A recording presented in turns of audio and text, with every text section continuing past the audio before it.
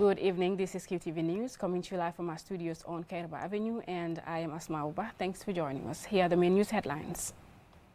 Over 1,200 Israelis and Palestinians have been killed and thousands wounded after Hamas launched Operation Al-Aqsa Flood, and Israel in retaliation launched Operation Iron Swords. The organizing committee of the annual National Journalism Awards organized by the Gambia Press Union briefed the press on Friday on preparations for the 2022 edition. The University of the Gambia, in partnership with Commonwealth of Learning based in Canada, on Monday commenced a 4-day forum on the implementation of open distance learning. In international news, Guinea's former military junta leader Musa Dadis Camara and 10 former military and government officials are on trial for their alleged involvement in the killing and rape of protesters during a pro-democracy protest in 2009. In sports news, Bijilo FC are winners of the maiden QCell Open Marathon after beating Babylon in the final, played at the Q City grounds in Bijilo. Those and other stories coming up. Do stay tuned.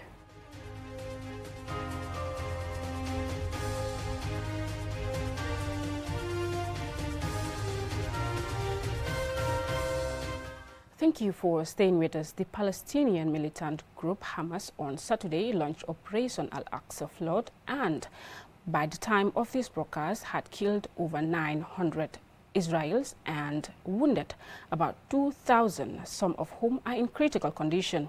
In response, the Israeli government declared a state of war and launched Operation Iron Swords. This story by Mahmoud Mboj is narrated by Andy Kama.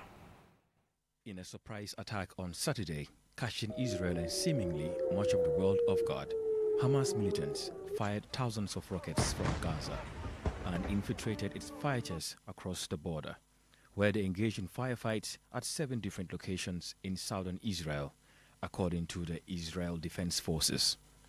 The militants attacked by land, sea and air. Some broke down the high-tech barriers surrounding the Gaza Strip to enter Israel. Others parachuted in with their paragliders, and yet others used boats to enter by sea. Hamas called it Operation Al-Aqsa Deluge, and about 1,000 militants took part in Saturday's initial incursion, according to the Israeli military. They infiltrated 22 Israeli towns and army bases from 27 entry points, killing hundreds, and took civilians and soldiers hostages, many of whom they brought back to Gaza. Hamas claims to have taken more than 130 people. Until Monday, Israeli forces were still in battle with the militants in southern towns. Israel's response to Saturday's attack was immediate and furious. Israeli Prime Minister Benjamin Netanyahu declared, "We are at war," and warned Palestinians in Gaza to get out of there now, as he vowed to reduce Hamas hideouts to rubble. He has called up army reservists and launched Operation Iron Swords, conducting airstrikes on several buildings in the center of Gaza City, including Palestine Tower, an 11-story building that housed Hamas radio stations. Israel has cut off electricity and fuel supplies to Gaza, which may soon affect the Strip's medical facilities that are already under extreme pressure from people injured in the bombardment. Al Jazeera reports that the Israeli response has already claimed 232 lives in Gaza, with many more deaths sure to come. Founded in 1987, Hamas stands for the Islamic Resistance Movement, and in Arabic means zeal, and has since 2007 politically controlled the Gaza Strip, a territory of about 365 square kilometers that is home to more than 2 million people, but has been under a 16-year Israeli blockade that has almost destroyed the Strip's internal economy and has caused hardship for the people living there. The recognized governing body in the autonomous regions of the West Bank and Gaza Strip is the Palestinian Authority, established in 1994 as part of the Oslo Accords peace agreement between Israel and the PLO. However, the authority, currently headed by 87-year-old Mahmoud Abbas, has been limp in the face of the unchecked growth of Israeli settlements in the West Bank. Pogroms by Israeli settlers, Israeli Defense Forces raids on Palestinian cities, and more recently, the open contempt many members of Netanyahu's coalition have for Palestinians. Israel's declaration of war portends greater fighting ahead, and a major question is whether Israel will launch a ground assault into Gaza, a move that is in the past has brought intensified casualties. As we went to broadcast, news came through that, despite the escalation, Israel and Hamas are in talks brokered by Qatar. For QTV News, I am Andy Kema. The organizing committee of the annual National Journalism Awards, the most prestigious journalism awards in the Gambia, organized by the Gambia Press Union, briefed the press on Friday on preparations for the 2022 edition to be held on December 16th this year. Alusise reports. The National Journalism Awards honors and celebrates courage and excellence in Gambian journalism in all types of media. In 2016, the Gambia Press Union conceived the idea of organizing the event, which it has done annually ever since. Aissatou Keita, Vice President of the Gambia Press Union, who doubles as the chairperson of the awards organizing committee, said the award is open to all Gambian journalists working for registered Gambia-based media outlets and platforms, as well as work by Gambia-based journalists for international media. Submissions must have been produced and published between 1st January and 31st December 2022. The driving force behind this initiative is to inspire and galvanize journalists to relentlessly pursue excellence within their respective domains. So this year's awards committee comprises of 7 individuals, myself as the chairperson of the committee, Mfamara Jaune as the vice chairperson of the committee, Annette Kamara as communications and brands, Buwa Fati and Therese Gomez as fundraising, Mam Bintanjai as IT support for the website, and also Aliou Cisse as logistics, with Jao as well supporting as far as other engagements with graphics and other media-related activities. Opinion pieces, advertorials, content generated on commercial contracts, and newsletter articles are not eligible. This year's awards will feature 17 categories, excluding the GPU Special Awards to deserving individuals. The categories include business and finance, health, sports, environment, arts, photojournalism, culture, and community radio reporter of the year, among others. There is also a journalist of the year award. Submissions are open from 10th October to 10th November 2023. A former journalist, Famara Jaune, vice chairperson of the committee, called for support from all media houses, public and private institutions for a successful event. When some of us were active in the media, we never had such an opportunity. And it was so difficult at Gambia's time at the time, you know. It was so difficult. But we never had the opportunity. And now that GPU is providing this opportunity to recognize you, I think this is our show together. So the only message that I want to share today is that, like she rightly said, you know, we don't need to really struggle to have the media cover these very important awards activities. A lot of activities have started. This is the official one, but on the ground as a committee, we've started consultations with our traditional partners. And one thing that the partners always ask in the discussion is, what do they stand to gain by supporting the award? And one thing that we always tell them is that, you know, we have all the media houses in the Gambia who are parts of the Gambia Press Union per se. So if we have all of you together supporting the awards, then the donors and the partners will feel comfortable in supporting the award. So we actually appealing to all of you to continue supporting the awards as you've started, so that we can continue to celebrate you, the Gambian journalist. The organizing committee is independent of the Gambia Press Union and is responsible for raising funds for the staging of the award. Its members are not eligible to contest for an award. A panel of judges who are independent media experts with a high degree of integrity have been identified to scrutinize the submissions. The judges will look for accuracy and relevance, grammar, style and presentation, the impact of the story, and creativity and originality. Reporting for QTV News, I am Aliou Cisse. The University of the Gambia, in partnership with Commonwealth of Learning based in Canada, on Monday commenced a 4-day forum which is expected to develop the university's first ever framework on open distance learning. More in this report by Ansumana Esonyasi. The aim is to develop a policy document that will help build resilience for distance learning at the university. This development follows validation of the National Open and Distance Learning Policy in March this year by the Ministry of Higher Education, Research, Science and Technology. The project is being spearheaded by the Commonwealth of Learning, the world's only intergovernmental organization that solely advocates for the promotion and development of distance education and open learning. On behalf of the Vice-Chancellor of the University of the Gambia, Professor Francis Sarr described this development as a milestone that will give opportunities to thousands of people who are currently unable to enroll at the UTG, as they are unable to physically attend classes. He also expressed optimism that the project will enhance teaching and learning at the university. In many ways, it is furthering the objectives that are set by the administration or the university community to enhance teaching and learning in UTG. It is therefore important that we who are invited to be participants in this very, very important event be mindful of the benefits that will come to all of us.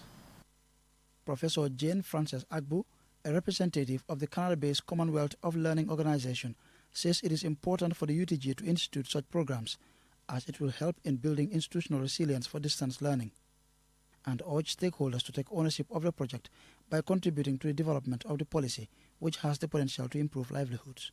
You have to take ownership, so drafting it by the stakeholders improves and stimulates ownership in this regard, and also implementation, it makes it a whole lot easier.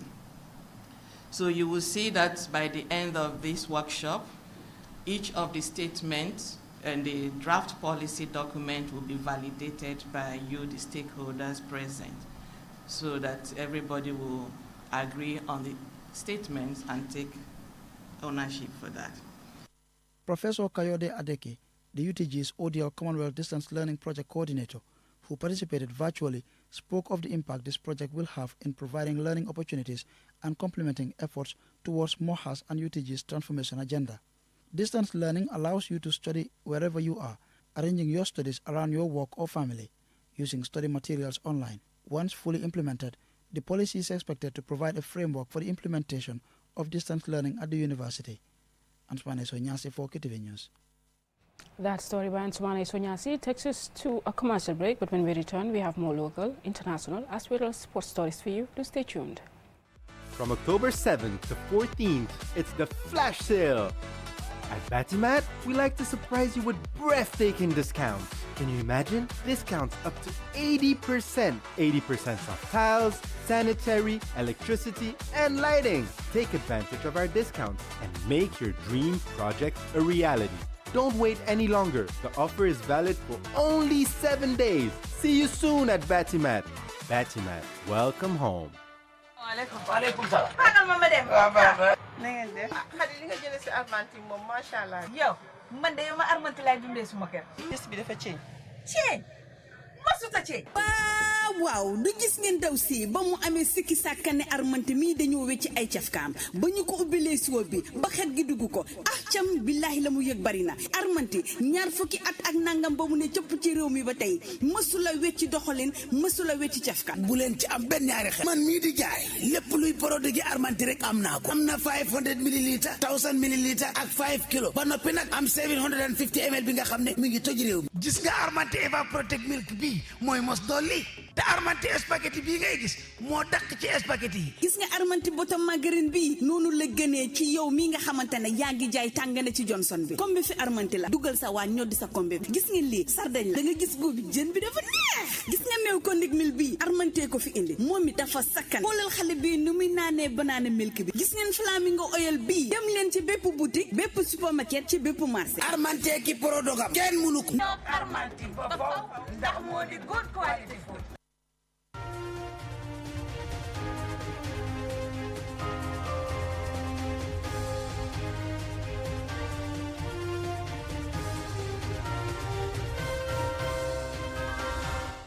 Welcome back. If you're just tuning in, you're watching QTV News with me, Asma Uba. Now, the governor of Lower River Region, Sidi Lamin Bah, presided over the coronation of Langpura Sanyang, the new chief of Kiang Central District. The colorful event was held on Friday in Quinala village in Kiang Central. Bakari Balde attended the ceremony, and this is his report. Have been appointed as Chief of Kiang Central. Do swear. That I will be faithful. And bear true allegiance. To the Republic of the Gambia. According to law. So help me God. Congratulations. Langpuran Sanyang is crowned as the 18th Chief of Kiang Central following the retirement of his brother Al-Haji Demba Sanyang. The coronation began with a cultural display by the Sanyang clan, known as the Korean. Men and women with guns, machetes, and jujus accompanied the new chief to the village Bantaba, where the official ceremony was held.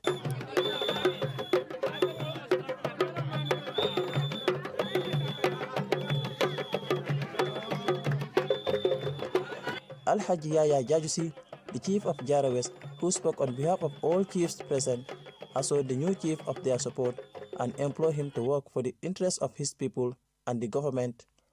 Babandin Sabali, who also spoke on behalf of the Quinala village, presented a certificate to the former chief Al-Haji Demba Sanyang for his selfless service to his people and the nation.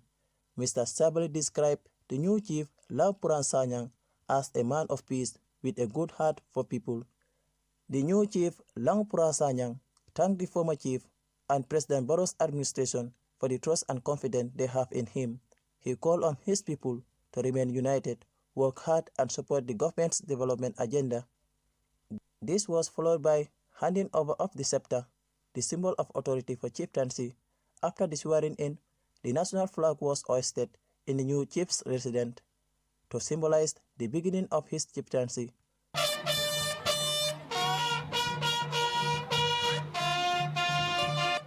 The new chief has been described by many as a dedicated, peace-loving and hard-working man with potential for successful leadership. Addressing the gathering, Sidi Lamin Bah, the governor of LRR, urged the new chief to work with his community, village heads and his fellow chiefs.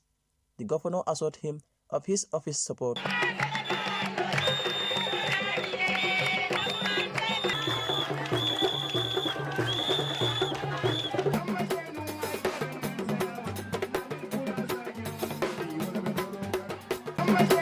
Bakari Balde, QTV News. That story by Bakari Balde takes us to international news.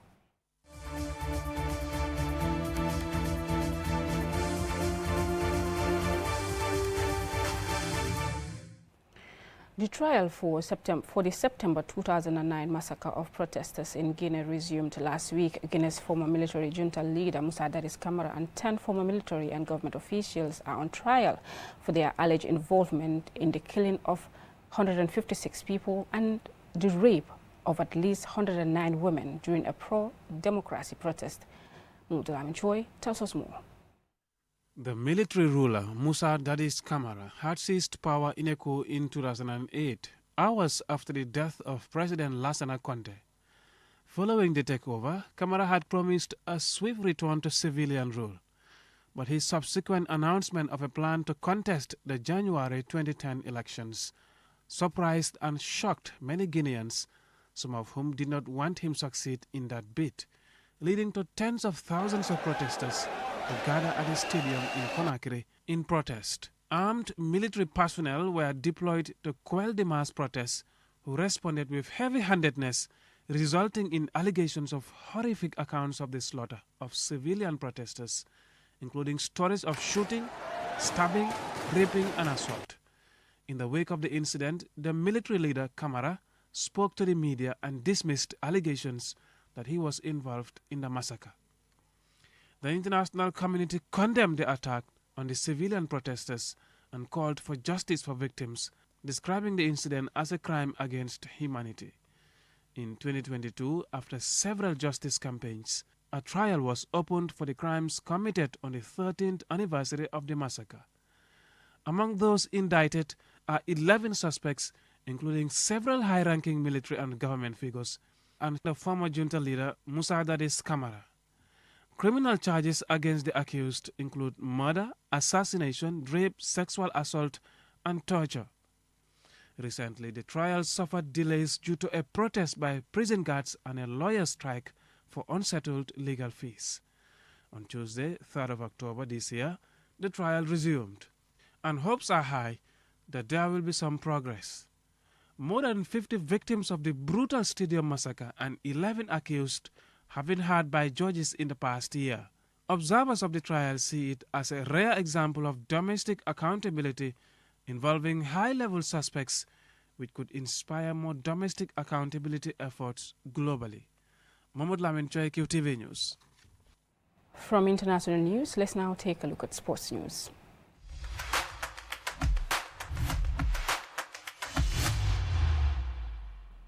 Now, Bijolo FC are winners of the Maiden QSL Open Nawetan after beating Babylon 1-0 in the final played at Q City Football Field in Bijolo. Our sports reporter Mamoudou Gajaga was there, and this is his report. It was a thrilling football final which had everything, including a goal, great passing, as well as 2 red cards, 1 for each side.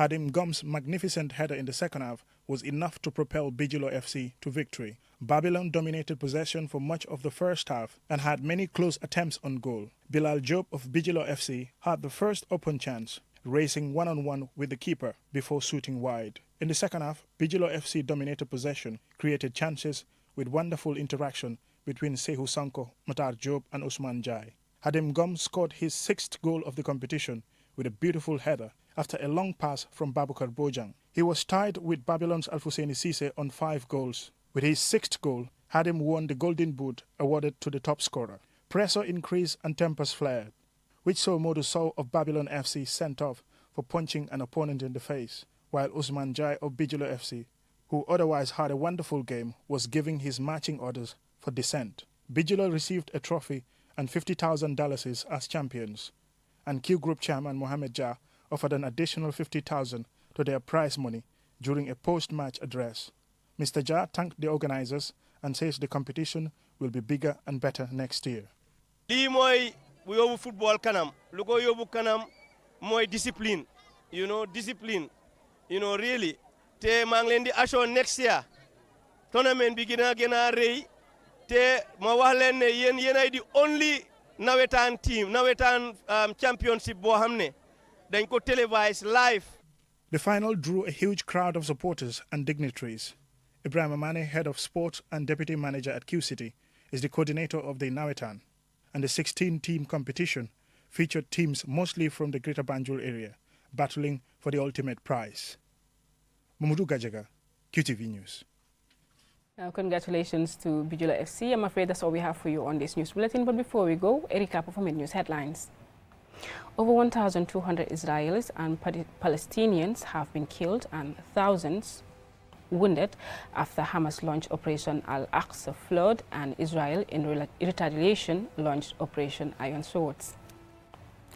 The organizing committee of the annual National Journalism Awards, organized by the Gambia Press Union, briefed the media on Friday on preparations for the 2022 edition. The University of the Gambia, in partnership with Commonwealth of Learning based in Canada, on Monday commenced a 4-day forum on the implementation of open distance learning. In international news, Guinea's former military junta leader Musa Dadis Camara and 10 former military and government officials are on trial for their alleged involvement in the killing and rape of protesters during a pro-democracy protest in 2009. In sports news, Bijolo FC are winners of the maiden QSL Open Nawetan after beating Babylon 1-0 in the final played at the Q City grounds in Bijolo. That's all we have for you on this news bulletin. Join us again at 10 p.m. for another bulletin. Thanks for watching.